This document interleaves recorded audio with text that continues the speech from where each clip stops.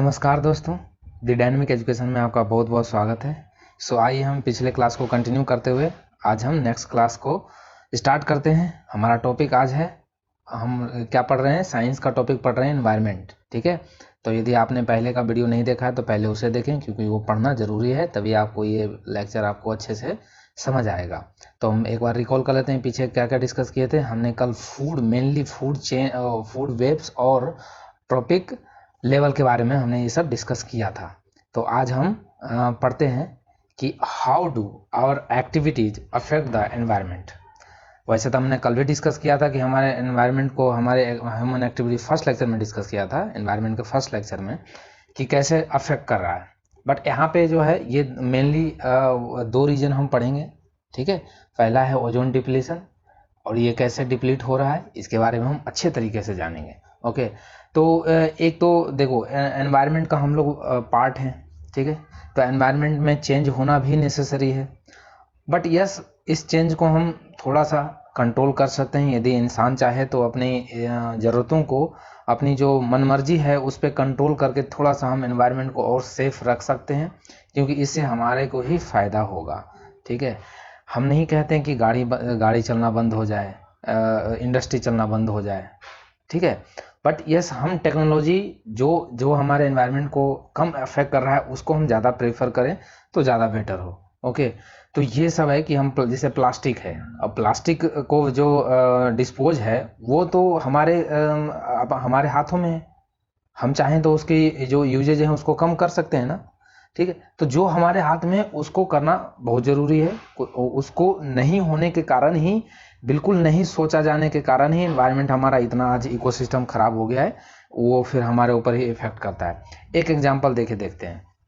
तो यही मैंने लिखा है कि भाई हम लोग इंटीग्रल पार्ट हैं सोसाइटी के, तो ग्रेट इम्पैक्ट हमारे एनवायरनमेंट पे हम लोग के द्वारा दिया जाता है।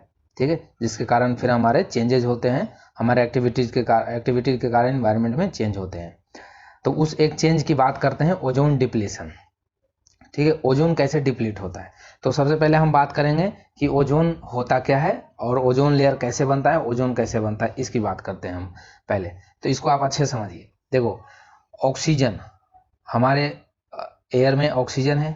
ठीक है, और ओजोन जो लेयर होता है वो कहाँ से कहाँ फैला होता है, वो होता है मेनली स्ट्रेटोस्फेयर में। स्ट्रेटोस्फेयर आप जानते हैं डिफरेंट स्फेयर होते हैं, लिथोस्फेयर, एक्सोस्फेयर, थर्मोस्फेयर। ठीक है, उसी में से एक है स्ट्रेटोस्फेयर, जिसमें हमारा एरोप्लेन भी फ्लाई करता है, उड़ता है, तो उसे हम बोलते हैं स्ट्रेटोस्फेयर, और उसी में ओजोन भी होता है। तो स्ट्रेटोस्फेयर जो होता है वो 15 टू 50 किलोमीटर तक रेंज होता है, इसका फैला होता है। अब इसमें फिर होता क्या है, देखो स्ट्रेटोस्फेयर में क्या होता है कि ऑक्सीजन का मात्रा होता है ऑक्सीजन। ठीक है, और सन से जो आ रही है अल्ट्रावायलेट रे, सन से जो अल्ट्रावायलेट रे, वैसे तो बहुत सारे रेडिएशन होते हैं इसमें, but one of the most is ultraviolet रे। इस अल्ट्रावायलेट रे में बहुत ज़्यादा हीट भी होता है, यहाँ पे हीट होता है। तो इस अल्ट्रावायलेट रे के कांटेक्ट में आने के बाद ये जो ऑक्सीजन मॉलिक्यूल है, HNu से हम डिनोट करते हैं अल्ट्रावायलेट को। ठीक है, आप अल्ट्रावायलेट रे भी लिख सकते हैं। तो इसके कांटेक्ट में आने से ड्यू टू हीट के कारण, यहाँ पे लॉट ऑफ हीट के कारण, ये ऑक्सीजन रेडिकल्स में टूट जाते हैं, ऑक्सीजन मॉलिक्यूल्स में टूट जाते हैं।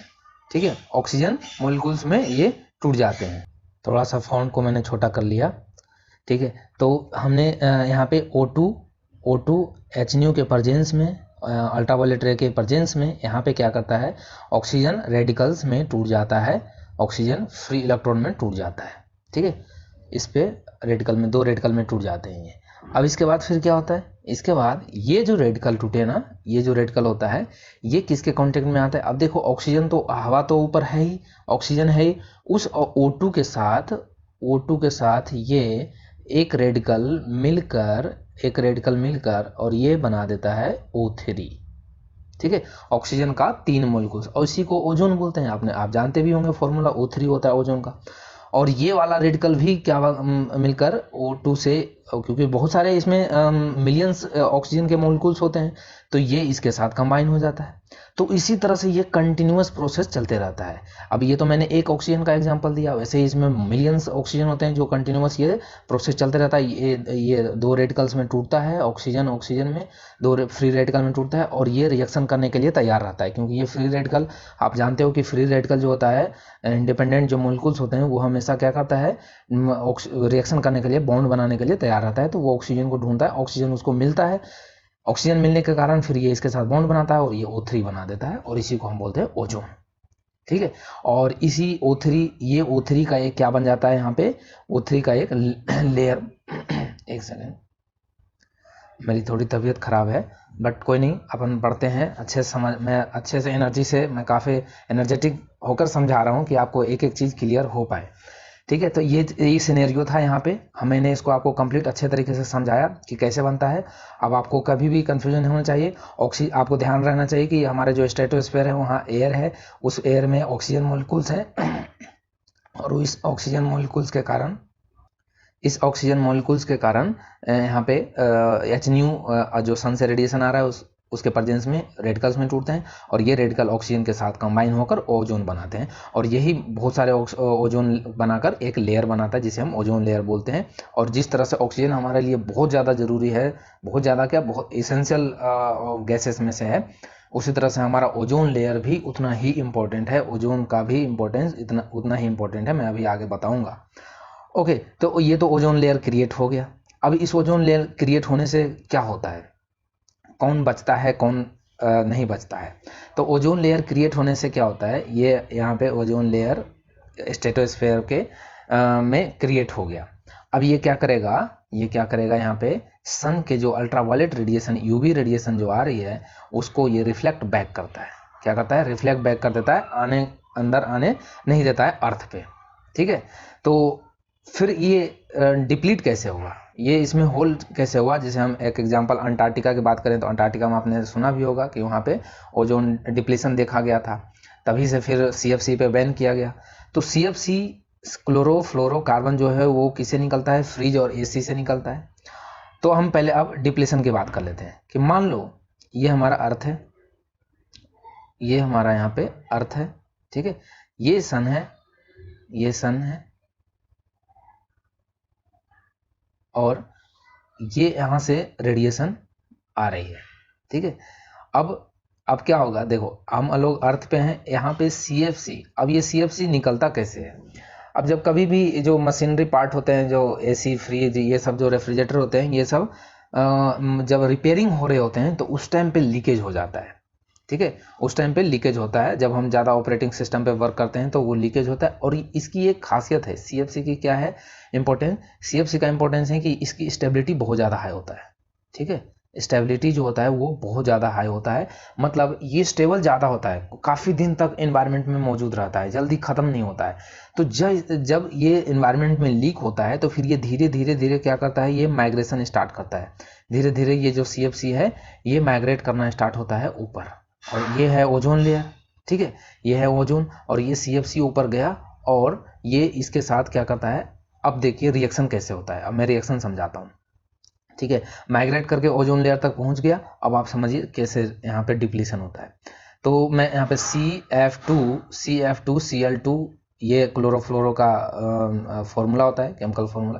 ठीक है, ये यहाँ भी, अब ये जब ऊपर पहुंचेगा इसकी मॉलिक्यूल्स क्लोरोफ्लोरोकार्बन का, तो वहाँ भी क्या होगा, इसको अल्ट्रावायलेट रेडिएशन HNu मिलेगा, हीट मिलेगा वहाँ। ठीक है, इतनी एनर्जी मिलेगी उसको। अब इस एनर्जी को पाकर इसको भी ब्रेक कर देता है, इसको भी ब्रेक कर देता है। किस में ब्रेक कर देता है, इससे क्लोरीन रेडिकल जो होता है, क्लोरीन रेडिकल, ये जो डॉट देते हैं ना, इसका मतलब यहाँ पे रेडिकल्स होता है, मतलब ये जो है बॉन्ड बनाने के लिए, रिएक्शन करने के लिए दूसरे से तैयार रहता है। ठीक है, स्टेबल नहीं रहता है। और क्लोरीन रेडिकल प्लस क्या बनाता है, CF2Cl रेडिकल। ठीक है, तो ये एक क्लोरीन रेडिकल यहाँ से अलग कर देता है due to presence of ultraviolet और हीट HNu एनर्जी। अब ये जो क्लोरीन रेडिकल्स होता है, ये क्या करता है, देखिए ये जो क्लोरीन रेडिकल है, ये O3 ओजोन जो वहाँ पे है ना, उसके साथ ये क्या करता है, ओजोन के साथ ये रिएक्शन करता है और क्या बनाता है, ClO रेडिकल्स, ClO रेडिकल्स बनाता है और O2 को अलग कर देता है। देख रहे हैं कितना घातक चीज है कि एक तो इतने नेचर ने हमें ऐसा ऑक्सीजन का मोलिक्यूल्स दिए और ऐसे अभिक्रियाएं, ऐसे प्रोसेस दिए कि जिसके कारण हमारा ओजोन बनता है और ओजोन से हम अल्ट्रावायलेट रे को रोक पाते हैं। ठीक है, तो और ये जो क्लोरीन है क्या कर रहा है, हमने इतनी मेहनत से बनाया, हमारे नेचर ने ओजोन बनाया और ये जाकर उसके साथ रिएक्शन करके ऑक्सीजन वापस बना दे रहा है, O2 मोलिक्यूल्स बना दे रहा है, मतलब ऑक्सीजन जिसे हम जनरल भाषा में ऑक्सीजन बोलते हैं। तो O2 मोलिक्यूल्स बना दे रहा है, तो इसका मतलब ये वापस से ओजोन से जो नेचुरल एयर था उसमें बना दिया। ठीक है, तो और फिर ये यहीं पे नहीं रुकता है, देखो ये फिर जो ये क्लोरीन रेडिकल्स यहाँ पे जो बराबर टूटते रहते हैं ना, ये सारे ओजोन के जो मोलिक्यूल्स हैं उनको तोड़ते रहता है। तो मैं एक फिगर बताऊं आपको, तो एक single molecules of single 1 mole of, बात करूं मैं 1 mole of CFC, 1 mole of CFC जो होता है वो ब्रेक करता है 1000 O3, 1000 ओजोन मॉलिक्यूल्स को तोड़ने की शक्ति रखता है एक सिंगल मॉलिक्यूल्स ऑफ CFC। सोच सकते हैं कितना ये घातक होगा। ठीक है, सो इस तरह से ओजोन का क्या होता है, डिप्लीशन हो जाता है, मतलब यदि वो O3 रहेगा ही नहीं, वापस से ऑक्सीजन O2 बन गया। ठीक है, O3 से O2 बन जाता है। ओके, तो ये जो एक और रिएक्शन मैं आपको बता ही देता हूँ यहीं पे कि ये जो रिएक्शन बनता है ना, ये जो ऑक्सीजन कितना बनाता है, 3 ऑक्सीजन मोलिक्यूल्स मिलकर 2 O2 बनाता है, O3 बनाता है। 3 ऑक्सीजन का मोलिक्यूल्स मिलकर 2 ओजोन का मोलिक्यूल बनाता है। तो इसी के कारण ये वाला जो रिएक्शन है ये गड़बड़ हो जाता है, डिस्टर्ब हो जाता है CFC के कारण। ठीक है, क्यों, ये जाकर यहाँ पे क्या करता है, ये बैलेंस को बिगाड़ता है, ये O3 जो है ना इसको और तोड़ के O2 में चेंज करता है। तो ये रिएक्शन जो है ये बैलेंसिंग बिगड़ता है और इस बैलेंस के कारण, बिगड़ने के कारण ही फिर क्या होता है, ओजोन लेयर में फिर यहाँ पे जो अंटार्कटिका वाले रीजन में यहाँ पे होल देखा गया था। और इस होल के कारण फिर क्या होगा कि हमारे अल्ट्रावायलेट रेडिएशन को रिफ्लेक्ट बैक नहीं करेगा, और अल्ट्रावायलेट रेडिएशन यदि हमारे अर्थ पे आ गया तो फिर क्या क्या हो सकता है। सबसे जो मेजर इंपॉर्टेंट बात करें तो वो है स्किन कैंसर। स्किन कैंसर के बाद वीक इम्यूनिटी सिस्टम कर देगा, और यदि हमारा इम्यून सिस्टम वीक हो जाएगा तो फिर तो हम बहुत सारे बीमारियों से ऐसे ही नहीं लड़ पाएंगे। ठीक है, डैमेज कर देता है DNA स्ट्रक्चर को भी डैमेज करता है। ठीक है, इम्यून सिस्टम को वीक करता है। यदि मैं एग्रीकल्चर की बात करूं तो क्रॉप फील्ड को भी डिस्टर्ब करेगा। ठीक है, क्रॉप्स को भी डिस्टर्ब करेगा, हमारे इकोसिस्टम को डिस्टर्ब करेगा, इतने बहुत सारे प्रॉब्लम होंगे। ठीक है, तो इसीलिए फिर एक मॉन्ट्रियल प्रोटोकॉल साइन किया गया था कि हम CFC को बैन करेंगे। ठीक है, और ये किसने किया था, तो ये एक यूनाइटेड नेशन का एनवायरमेंटल प्रोग्राम है जिसका नाम होता है UNEP, United Nation environmental programme. ये 1987 में इसको एग्री किया कि हम जो फ्रीजिंग में है वो CFC प्रोडक्शन को कम करेंगे। ठीक है, बैन करेंगे, आप इसमें जो क्लोरीन और फ्लोरीन का जो चीज़ है उसको हटाइए, हाइड्रोकार्बन्स का यूज कीजिए। तो तब से फिर उसको बैन किया गया, और फिर ये थ्रू आउट अब CFC जो है वो सारी कंपनियों को बैन कर दिया। उन सभी को बताया गया कि आपको CFC फ्री रेफ्रिजरेटर बनाना है। ओके, तो चलिए ये तो हमने ओजोन की बात कर ली। अब हम बात कर लेते हैं किसका, अब हम बात कर लेते हैं नेक्स्ट जो टॉपिक हम पढ़ते हैं वो है managing the garbage we produce. जो आपके सिलेबस में है यही है, मैनेजिंग गार्बेज वी प्रोड्यूस। अब हम इसको कैसे मैनेज करें। सो देखो, मैं ये बात करूं कि लाइफ प्रोसेस जो हमारा है वो एक फिक्स स्पेसिफाइड काम के लिए बनाया गया है, एक फिक्स डायरेक्शन में, एक फिक्स चीज़ों के लिए कोई काम को बनाया जाता है। ऐसा नहीं कि हर काम हम कर सकते हैं। जैसे हम हमारे प्री प्रोड्यूसर जो थे, जो हमने बताया था आपको कि जो खाना खुद बनाते हैं ऑटोट्रॉप्स, उनका पॉपुलेशन ज़्यादा ना हो पाए, इस वजह से हम क्या करते हैं, हम उसको खाते हैं। ठीक है, हम प्लांट से सब्जियां, फल फ्रूट को खाते हैं जिससे कि उसका पॉपुलेशन ना बढ़े, तो उसको तो हम डाइजेस्ट कर लेते हैं। लेकिन कुछ ऐसी चीज़ें हैं जो क्या, अब उसको कौन डाइजेस्ट करता है, तो जो हम फल फ्रूट खाते हैं, सब्जियां खाते हैं, रोटी खाते हैं, ये सब को कौन करता है, तो एंजाइम्स। हमारे बॉडी में एंजाइम्स हैं, ठीक है। तो उस एंजाइम के कारण क्या होता है, वो डाइजेस्ट होता है। तो क्या ये एंजाइम बाकी चीज़ों को भी डाइजेस्ट क्यों नहीं कर देता है?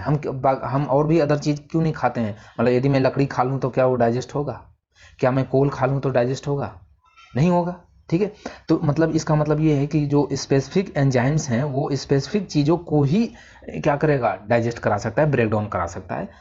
अदर चीज़ खाओगे तो आपको ना तो कुछ एनर्जी मिलेगा, ना ही आपको कुछ वो ब्रेक डाउन हो पाएगा, ठीक है, ना ही वो ख़त्म हो पाएगा। तो कुछ ऐसे मटेरियल जो ह्यूमन मैन मेड है, ठीक है, वो क्या है, प्लास्टिक, ठीक है। प्लास्टिक जो है, प्लास्टिक है और अदर जो पॉलीथीन बैग्स वगैरह ये सब जो आते हैं, ये जो है ये किसी भी बैक्टीरिया, ठीक है, के कारण ये ब्रेक डाउन नहीं हो पाते हैं। इनके ऊपर बैक्टीरिया का कोई भी एक्शन नहीं हो पाता है, ठीक है। तो इसी कारण ये these material act as a non biodegradable, इसे हम बोलते हैं नॉन बायोडिग्रेडेबल, ओके। तो ये नहीं ब्रेक डाउन होने के कारण ही यहाँ पे दो टाइप के कैटेगरी को डिवाइड किया गया, डिग्रेडेबल, बायोडिग्रेडेबल, नॉन बायोडिग्रेडेबल, ठीक है। तो इसी का हम डेफिनेशन देखेंगे। तो और ये जो फिजिकल मटेरियल होते हैं प्लास्टिक वगैरह, ये सब एक ही शर्त पे हो सकते हैं ब्रेक डाउन, जब इनको एक फिजिकल प्रोसेस के थ्रू डिस्ट्रॉय किया जाए। लाइक जैसे हीट के जलाया जाए इसको, इसमें आग लगा दिया जाए, या प्रेशर के थ्रू इसको गलाया जाए, तभी ये हो सकता है, अदरवाइज ये नहीं होगा।